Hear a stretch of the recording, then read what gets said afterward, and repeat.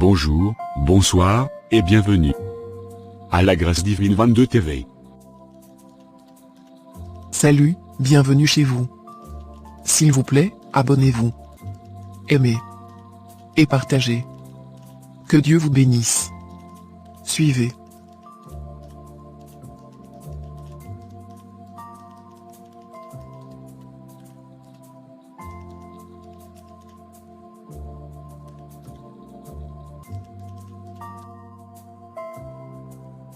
Suivez et ne zappez pas.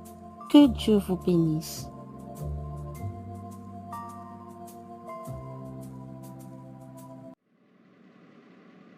Salut Jonathan, comment vas-tu? Très bien Mine, et toi? Tout va bien. On dirait que tu n'es pas en forme aujourd'hui. Oui, tu as raison. Si tu veux parler, je suis là. Non, il y a rien de grave. Juste tous mes habits sont sales, j'avais oublié de faire la lessive. Et tu connais mon principe, j'aime pas répéter 2 fois les mêmes habits, surtout à l'école. Oh. Mon pote Jonathan, tu me fais rire. Les habits c'est rien, viens on y va en classe. Je suis sérieux Junior. Répéter le même habit me dégoûte. T'inquiète.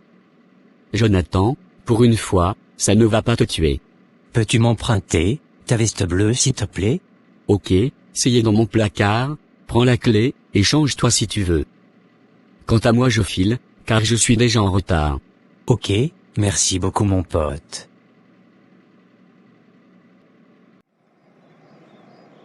Junior, tu fais quoi ce samedi? Moi. Je serai toute la journée à la maison. Pourquoi? Tu sais quoi? Je m'ennuie grave chez nous. Je suis le seul garçon dans notre maison, et j'ai personne à qui on peut jouer. Peux-tu m'inviter ce samedi chez toi? Comme ça on va jouer au game. Je vais bien Jonathan. Mais je veux tout d'abord demander l'avis de mes parents. Bientôt, tu auras 18 ans, mon pote. Tu dois avoir une certaine liberté quand même. Jonathan, 18 ans ce n'est qu'un nombre. Mais, nous avons encore beaucoup à apprendre chez nos parents. Certes. Je ne suis plus un bébé, mais nos parents sont comme de boussoles, pour notre vie.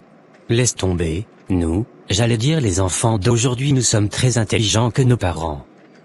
Exemple, nous, on maîtrise toutes les langues, tandis qu'eux, ont beaucoup des lacunes dans leur parler. Voilà. Tu as raison mon pote. Nous maîtrisons des langues étrangères, c'est peut-être, parce que nous sommes nés ici. Mais nous ne maîtrisons pas, celles de chez nous. C'est la honte. Nous avons oublié même notre culture. Donc, nous ne savons plus qui nous sommes réellement. Cela veut dire que nous sommes perdus. Par contre, nos parents eux, ils ont gardé leur culture, leurs valeurs, et leur connaissance des beaucoup des choses. Voilà. Laisse tomber, Junior. Nos parents ne maîtrisent même pas la nouvelle technologie. Ils font que nous déranger, souvent s'ils ont besoin d'utiliser ou faire quelque chose à l'ordinateur. Ça, c'est aussi profiter avec nous, et ça m'énerve. Non. Ne dis pas ça frangin. Ça c'est vraiment de l'ingratitude, pire et simple. Si aujourd'hui tu es ici, dans cet pays, c'est à cause de... J'allais dire, c'est à cause de nos parents que nous sommes ici. Donc, ils se sont sacrifiés pour que nous soyons, des hommes intelligents que nous sommes actuellement. Alors, ne les regardez pas comme s'ils étaient bêtes, d'avoir sacrifié leur vie pour nous. Franchement, c'est trop méchant de ta part. Écoute, ce que tu es aujourd'hui. Ce sont des fruits de leurs efforts. C'est leur salaire, de dur labeur. Vraiment. Nous, les enfants de cette génération, nous sommes trop ingrats. C'est bon frangin, mais ma mère exagère, avec ses conseils. Le problème avec nous voulons se comporter comme les enfants d'ici. C'est bien bon, mais eux, c'est leur culture et leur mode de vie. Et ils sont originaux. Par contre nous sommes que leurs copies. Parce que, nous avons trop honte de notre culture. Et nous l'avons oublié. En plus, nous sommes déracinés de tout ce qui est en nous. Du coup on est plus original, nous sommes devenus que de copies-collées. Voilà. Que ce que tu veux dire par là? Nous voulons toujours imiter les autres. Exemple. Nous sommes des Bantous. Nos parents sont en quelque sorte nos dieux sur la terre. Même la Bible le confirme. Nous on respecte les aînés. Mais, comme on veut toujours imiter les autres, on répond maintenant à nos parents avec une certaine insolence. Soi-disant, nous sommes dans un pays de liberté. Du coup, nous sommes sous la malédiction, et rien ne marche dans nos vies. Beaucoup des jeunes de chez nous, sont maintenant partout dans la rue, en train de vendre la poudre. Et de faire n'importe quoi. C'est la honte. Voilà. Ma copine Vanny, comment vas-tu? Dieu fait grâce ma chérie, et toi? Allez, dites-moi, tu fais quoi ce samedi? Rien. Vas-y, tu as un plan? Mon ami a sa fête d'anniversaire ce samedi, et je suis invitée. Veux-tu m'accompagner? Je suis dispo ma copine. C'est à quelle heure? Je t'appellerai ce vendredi, pour te donner le programme. Ok ça marche. J'allais oublier, ce que je voulais vraiment te le dire. Au fait j'allais te demander ta robe rouge que tu avais portée la semaine passée, s'il te plaît. Je veux bien, mais ma mère m'avait interdit ce pratique. Copine sois cool, relaxe-toi un peu, nous sommes des jeunes alors il ne faut pas suivre, à la lettre ce que nos parents nous conseillent. Ils ont déjà fait leur vie, et ils sont devenus démodés, leur temps est déjà passé alors vivons notre époque ma chérie. Oui, je suis d'accord avec toi. Mais le conseil, ne vieillis pas, n'oubliez pas qu'on est des Bantous. Nous sommes peuple de Dieu. Donc, notre vie est différente de celle des autres voilà. S'il te plaît, aide-moi Vanny. Ok. Je t'amènerai ça demain. Mais à une seule condition. Ne mettez pas des photos sur Facebook, sinon, ma petite sœur, va me balancer chez ma mère. D'accord ma sœur, je t'aime trop.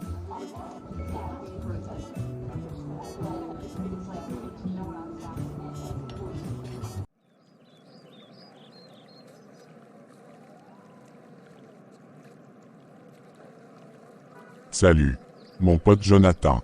Comment vas-tu? Tout va bien frangin. Mais, je te vois plus à la répétition que ce qui se passe. Frérot, la musique c'est bien mais l'école c'est mieux.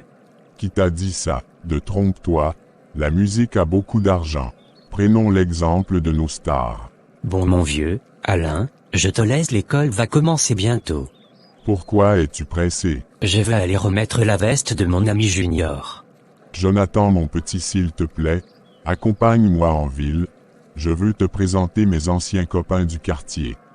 Je veux bien mais, tes copains adorent fumer et moi je ne supporte pas la cigarette. Écoute mon petit, fumer c'est une bonne chose. Ça va t'ouvrir l'esprit. Essaie une fois, et tu me donneras raison. Je ne veux pas essayer, de peur qu'un jour, je sois accro de ça. Ok, je te comprends. Accompagne-moi au coffee shop, après on ira déposer la veste de ton ami Junior. Ok, ça marche.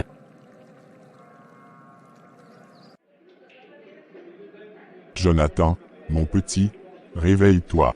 Ce sont des effets secondaires, parce que c'est ta première fois de fumer. Mais t'inquiète, ça va passer, sois fort, tu vas t'habituer.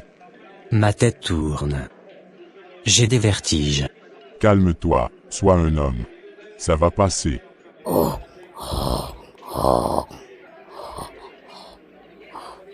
T'inquiète, aujourd'hui tu vas dormir chez moi. Ne rentre pas chez toi, de peur que tes parents remarquent.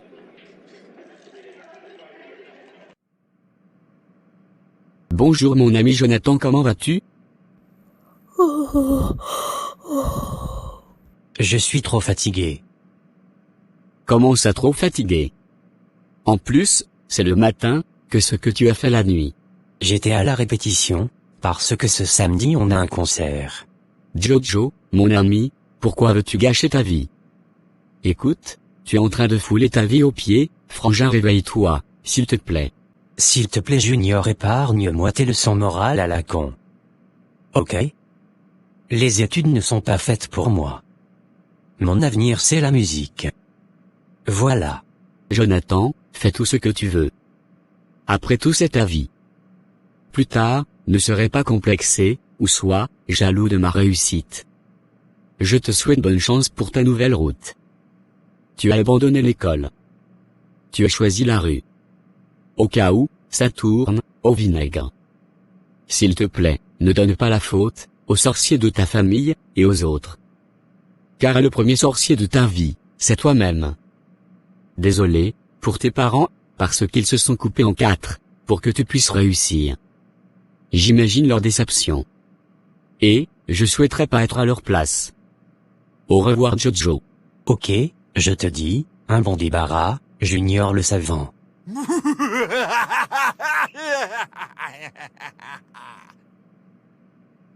Waouh, pitié, Jonathan, tu sens la cigarette. Oh mon Dieu. Donc, c'est comme ça que tu as commencé à fumer? Ça ne te regarde pas. Tant pis pour toi, alors ramène-moi, ma veste de main s'il te plaît. D'accord.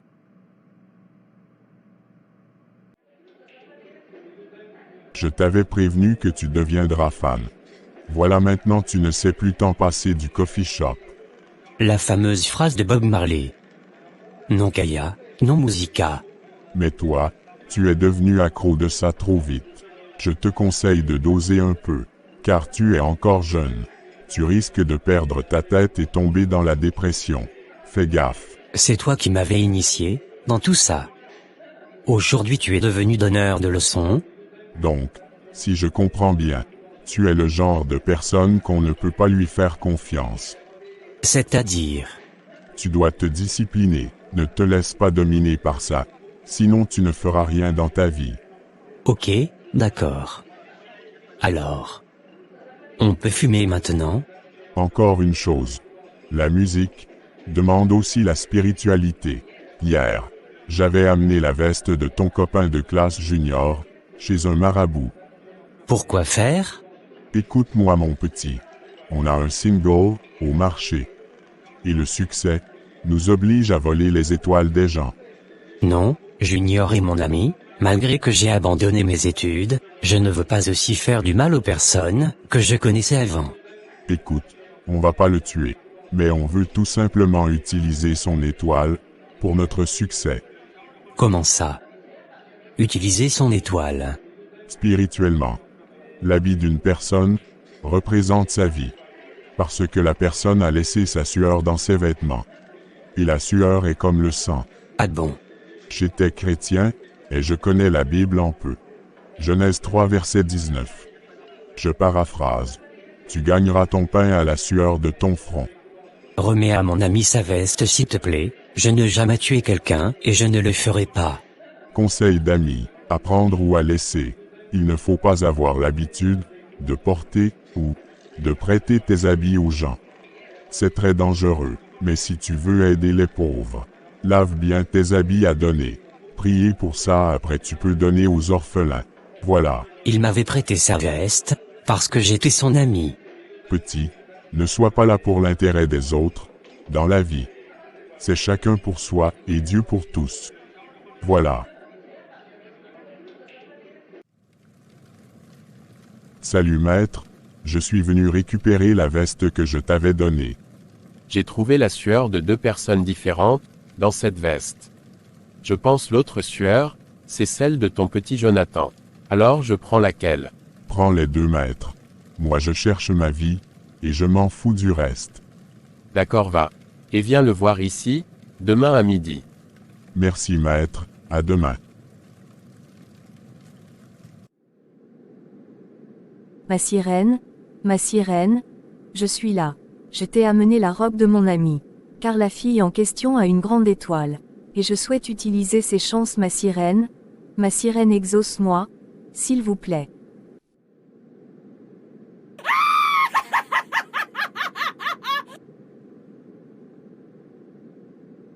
I am here. My daughter. Go ahead. Everything is fine.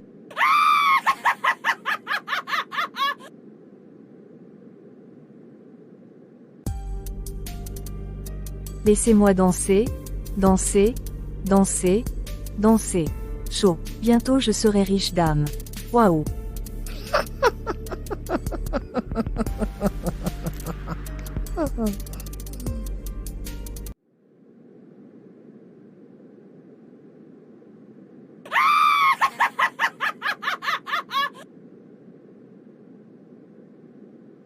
Laissez ma fille tranquille, diable, va-t'en au nom puissant de Jésus-Christ, la parole de Dieu qui s'est faite chair. Dans cette rêve, la sirène en question me montrait ta robe rouge. Excusez-moi maman pour la désobéissance. Ce que tu avais vu c'était la réalité. J'avais prêté la robe en question à Manou, ma copine de l'école. Ma fille, tu vois maintenant? Je te dis à chaque fois que les oreilles ne dépassent jamais la tête. Bakosukaka, o, en baka. C'est un adage de chez nous. C'est-à-dire lorsqu'on te parle, il faut écouter.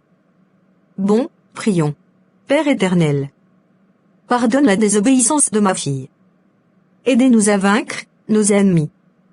Que leur rituel soit nul et sans effet. Que cela au nom puissant de Jésus-Christ, la parole de Dieu qui s'est faite chair. Amen.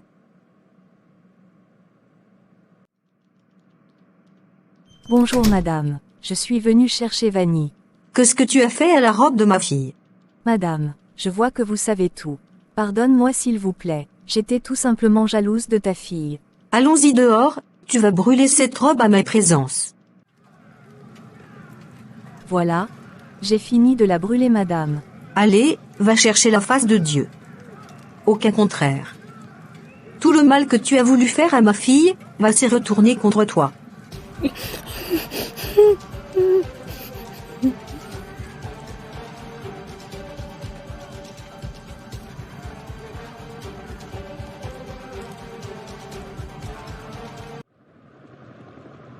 Bonjour monsieur, je suis Véronique, inspectrice de la police routière. En quoi puis-je vous aider? Je viens de faire un accident, et ma voiture a pris feu. Ne bougez pas monsieur, le pompier et les ambulanciers sont en route.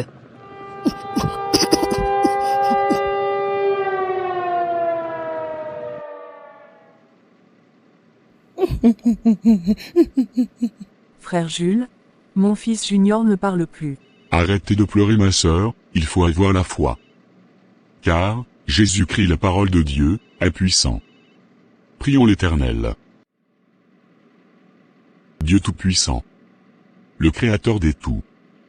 Que mon frère Juniorance soit guéri immédiatement, que cela au nom puissant de Jésus-Christ, la parole de Dieu. Que l'Esprit de l'Éternel puisse allumer le feu de la guérison dans le corps de mon frère. Amen. Nous sommes réunis aujourd'hui pour parler de ceux qui étaient arrivés à nos enfants. Nos enfants ont abandonné leur culture, et ils sont perdus. Que ferons-nous maintenant, nous les mamans? Je pense qu'on va commencer à leur parler avec notre langue maternelle. Ma sœur, tu as raison, la langue c'est une force extraordinaire pour une personne. La preuve.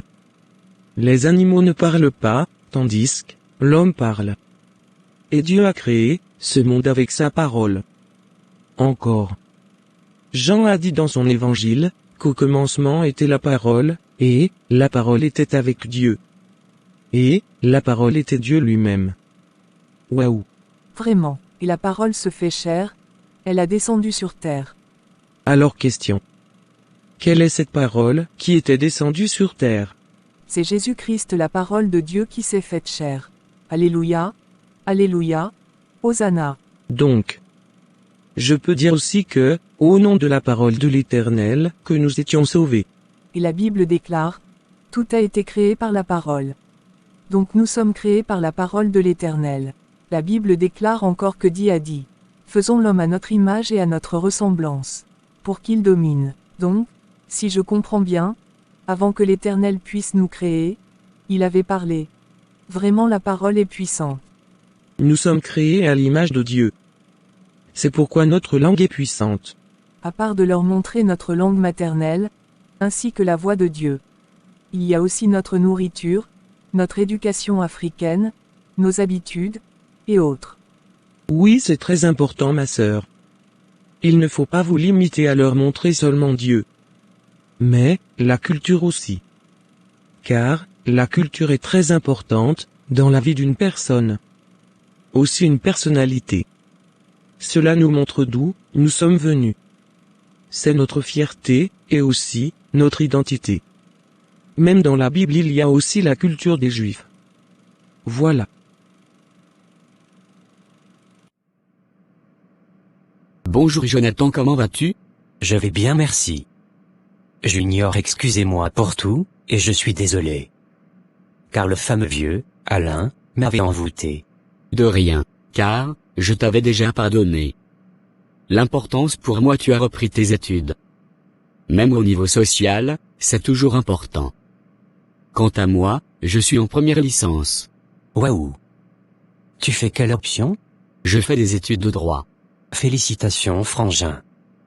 Toi au moins tu as tenu le coup. T'inquiète, mon ami, j'apprécie ton courage.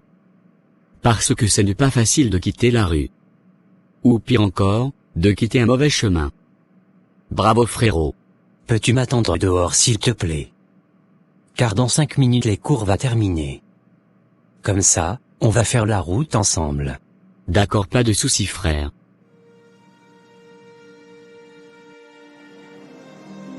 Junior, cet vieux, au nom d'Alain, allait nous tuer.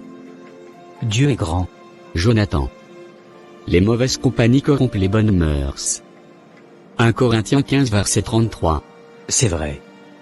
Junior, mon ami d'enfance. Ne m'abandonne pas s'il te plaît. Aide-moi à s'en sortir. T'inquiète.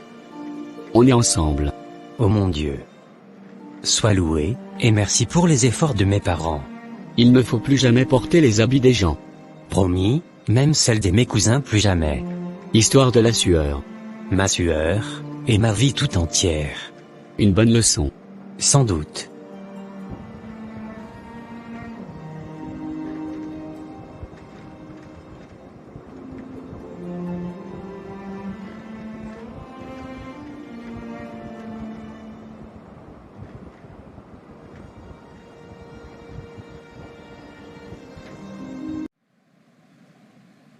Bonjour, bonsoir, je suis Maman Ejika Bébé. TV. La Grâce Divine 22. TV. Est aussi l'une de mes chaînes. Si, vous voulez la suite. C'est simple, abonnez-vous. Aimez, partagez la vidéo. Merci. Que Dieu vous bénisse. Amen. Les enfants de ma mère, n'oubliez pas, cette parole de maman, Ejika Bébé, écoutez bien. Tes choix d'aujourd'hui. Cela va déterminer ton futur. Que cela te tienne.